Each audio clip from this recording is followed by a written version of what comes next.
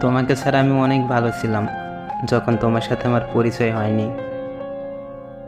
মনের মতো মানুষ পাইতে ভাগ্য লাগে, হয়তো সেই ভাগ্যটাই আমার নাই। তুমি বদলে গেছো তাতে আমার কোনো দুঃখ নাই। আমি আমার বিশ্বাসের কাছে লজ্জিত। আমি স্বার্থপর নই, আমি তাদের থেকে আস্তে আস্তে দূরে সরে যাই যাদের কাছে আমার কোনো মূল্য নাই। আমি হাজারো কষ্টের পরও তাকে ধরে রাখতে পারিনি।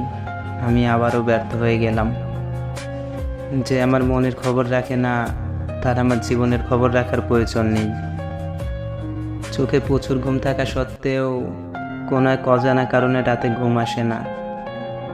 ধন্যবাদ তোমাকে প্রিয়, আমাকে এত সুন্দর করে ভেতর থেকে একেবারে শেষ করে দেওয়ার জন্য।